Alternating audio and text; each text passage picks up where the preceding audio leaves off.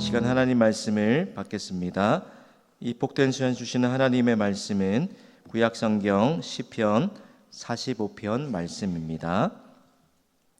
구약성경 시편 45편 1절에서 17절까지 말씀을 예수님만 높이고 예수님만 바라보라는 제목으로 우리 하나님 말씀을 받겠습니다.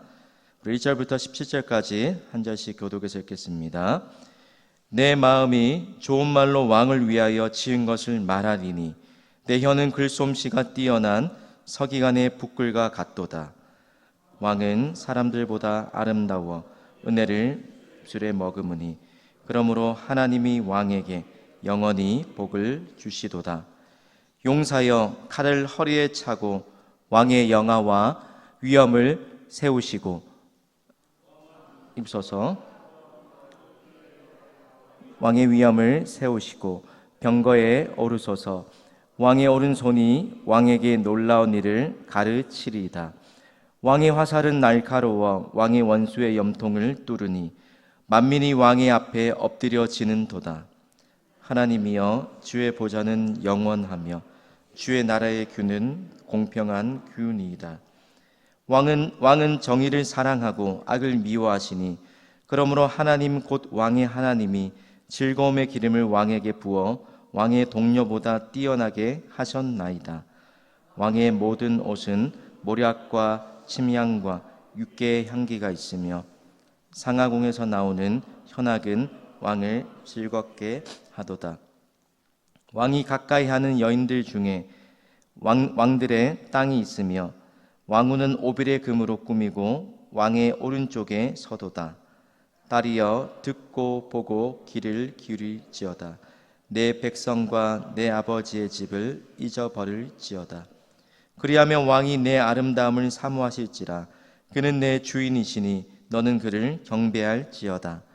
도로의 딸은 예물을 드리고 백성 중 부한 자도 내 얼굴 보기를 원하리로다. 왕의 딸은 궁중에서 모든 영화를 누리니 그의 옷은 금으로 수놓았도다. 수놓은 옷을 입은 그는 왕께로 인도함을 받으며 시종하는 친구 처녀들도 왕께로 이끌려 갈 것이라. 그들은 기쁨과 즐거움으로 인도함을 받고 왕궁에 들어가리로다. 왕의 아들들은 계승할 것이라. 왕이 그들로 온 세계에 군왕을 삼으리로다. 함께 읽겠습니다. 내가 왕의 이름을 만세에 기억하게 하리니 그러므로 만민이 왕을 영원히 찬송하리로다. 아멘. 여러분, 오늘 시편 45편을 읽으면서 머릿속에 한 가지 장면이 떠오르게 합니다. 여러분, 이 시편을 읽으면서 어떤 상황이 머릿속에 그려지십니까? 어떤 상황을 묘사하는 내용 같으십니까? 바로 왕의 결혼식 장면을 묘사하는 내용이라는 것입니다. 그럼 시편 45편은 두 가지 내용으로 쓰여진 시편입니다. 첫 번째는 왕을 찬양하는 노래이고요. 그리고 동시에 왕과 또 왕의 신부의 결혼을 축하하는 노래를 담고 있는 그런 시라는 것입니다. 그럼 1절부터 쭉 보면 결혼식의 그 장면들을 그런 결혼식의 순서 같은 모습들을 우리가 느낄 수가 있습니다. 먼저 1절을 보면 왕에게 드리는 헌사를 표현하고 있습니다. 1절을 보십시오. 내 마음에 좋은 말로 왕을 위하여 지은 것을 말한다라고. 내가 이 노래를 왕에게 지어서 바치는, 쉽게 말하면 축가를 부르는데 이 축가를 하는 그 이유를 설명한다고 이야기하는 것입니다. 여러분, 내 마음에 좋은 말로 왕을 위하여 지은 것을 말한다. 쉬운 성경에 보면 이렇게 번역했는데 왕을 위해 시를 지으리니 내 마음속에 좋은 생각들이 넘쳐납니다. 또 세번역 성경에 보니까 마음이 흥겨워서 이 시를 읊으니 마음이 흥겨워서 이 노래를 하고 있다라고 말하고 있습니다. 흥겹다는 말이 히브리어의 라앗이라는 말인데 이 단어가 이런 그런 묘사하는 말입니다. 팬에서 음식이 끓어오르는 것, 팬에서 팔팔 끓어오는 그런 단어를 묘사할 때 쓰는 단어가 라앗이 흥겹다라는 말인데 이 말에 감동되다, 흥분되다라는 말이 담겨 있습니다. 그래서 직역하면 내 마음에 좋은 말이 끓어오른다. 왕에 대한 좋은 말이 끓어올라서 이 시를 왕에게 지금 지어서 헌사한다, 바친다라고 이야기하고 있습니다. 왕에 대한 좋은 생각이 넘쳐나고 이 왕이 평소에 어떤 왕이었는지를 잘 아는 그 사람이 왕에 대한 찬양이 끓어 넘쳐서 감격이 가득해서 그 마음으로 이 노래를 부르고 있다라는 것입니다. 그러면서 2절부터 7절까지는 이 왕이 어떤 왕인지를 소개하면서 더 구체적으로 찬양하는 내용인데요. 어떤 점을 찬양합니까? 2절을 보면 왕이 외적으로도 그 어떤 왕보다, 그 어떤 신랑보다 더 아름다울 뿐만 아니라 더 찬양하는 부분이 2절에 보면 왕의 훌륭한 인격에 대해서 찬양하고 있습니다.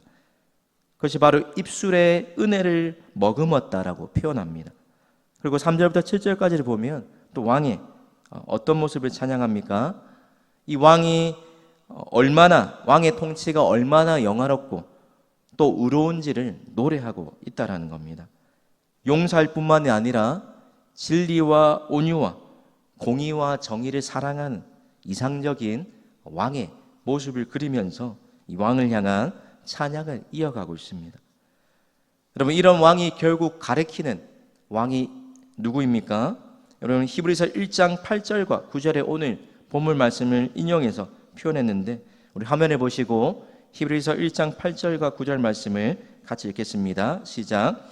아들에 관하여는 하나님이여 주의 보좌는 영영하며 주의 나라의 규는 공평한 규이니이다. 주께서 을을 사랑하시고 불법을 미워하셨으니 그러므로 하나님 곧 주의 하나님이 즐거움의 기름을 주께 부어 주를 동류들보다 뛰어나게 하셨도다 하였고. 그럼 이 왕에 대한 노래를 지어 바치는데 그냥 인간 왕에 대한 찬양이 아니라 결국 가장 완벽하고 이상적인 그 왕, 유일하신 완벽한 왕이신 바로 예수 그리스도에 대한 찬양인 것입니다. 하나님이 기름 부으신 그 예수님에 관한 찬양, 이 진정한 왕 되신 예수님이 얼마나 아름답고 존귀한 분이신지를 예수님에 대한 감격을 찬양으로 표현하고 있는 내용이라는 것입니다.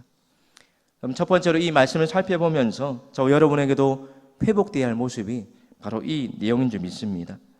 예수님이 그 무엇과도 비교할 수 없는, 그 무엇과도 비교할 수 없을 만큼 아름답고 존귀한 분이라는, 영광스러운 분이라는 이 감격스러운 마음이 우리 가운데도 회복되어야 할 줄 믿습니다.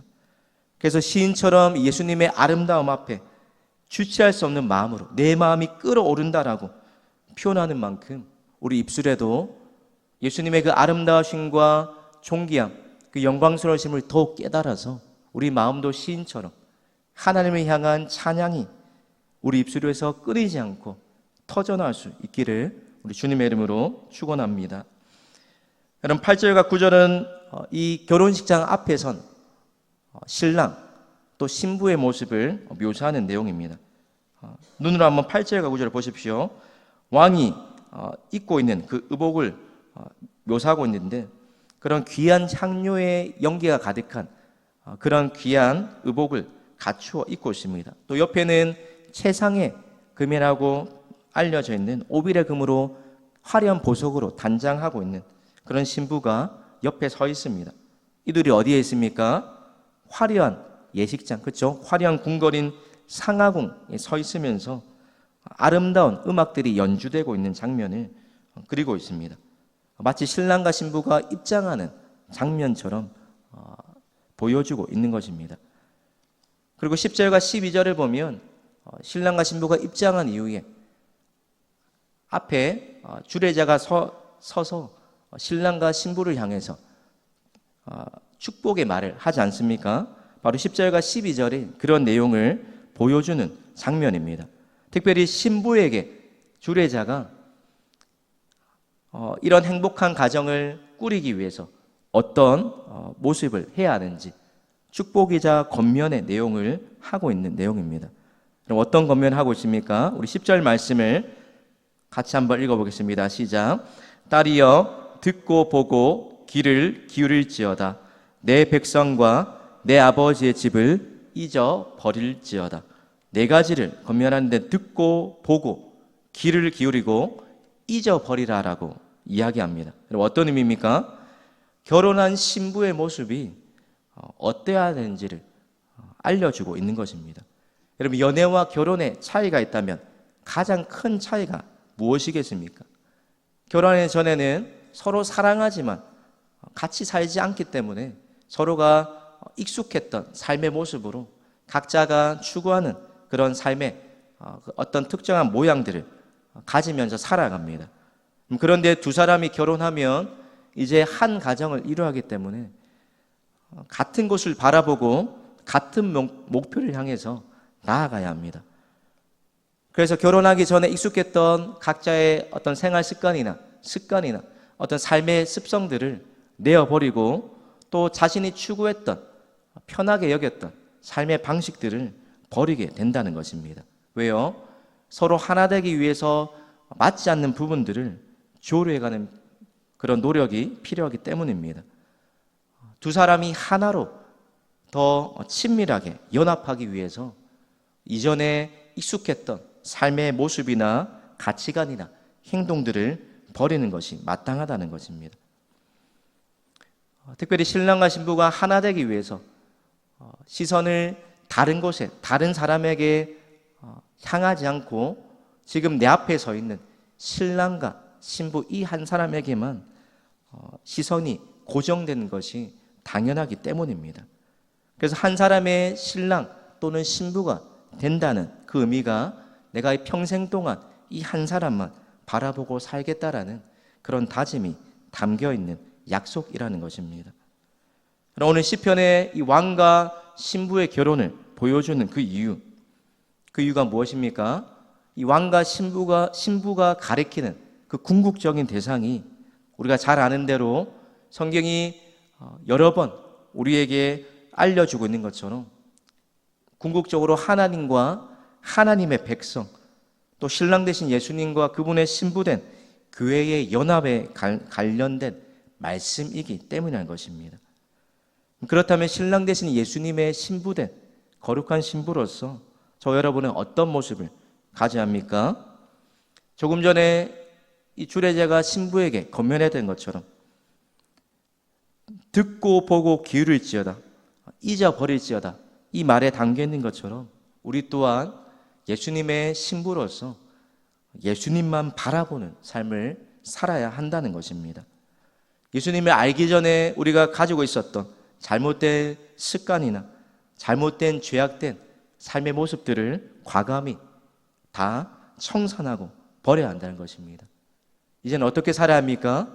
옛사람의 모습을 벗어버리고 날마다 새 사람의 옷을 입어야 합니다. 더 이상 땅의 것을 생각하고 찾는 삶이 아니라 우리를 부르신 그 부르심을 기억하면서 위의 것을 생각하고 위의 것을 찾는 삶을 살아야 하는 것입니다. 그것이 바로 우리를 거룩한 주님의 신부로 불러주신 신랑 되신 예수님께 합당한 모습이라는 것입니다. 그럼 이런 삶을 살 때 어떤 영광이 있습니까? 11절에 그리하면 왕이 내 아름다움을 사모하실지라. 또 12절에 보면 많은 사람이 왕후에게 와서 은혜를 구할 것이다 라고 이야기합니다. 그러면서 13절과 15절에는 이 왕의 신부가 누리는 영광이 어떤 것인지를 묘사하고 또 마지막 16절부터 17절까지는 이 왕과 신부의 가정이 영원 무궁토록 축복된 가정을 누리도록 축하하는 내용으로 마무리가 됩니다. 사랑하는 성도 여러분, 저와 여러분을 예수님의 거룩한 신부로 삼아 주셨습니다. 오늘 하루도 예수님만 바라보고 저와 여러분의 삶이 오직 신랑 되신 그 예수님께만 우리의 마음이 향해 있고 또 그 분만을 바라보고 신랑 되신 예수님과 더 친밀한 삶으로 나아가기 위해서 우리의 삶이 거룩하고 순결한 믿음과 삶 되시기를 주님의 이름으로 축원합니다. 우리 앞에 화면에 있는 기도 제목을 함께 읽겠습니다.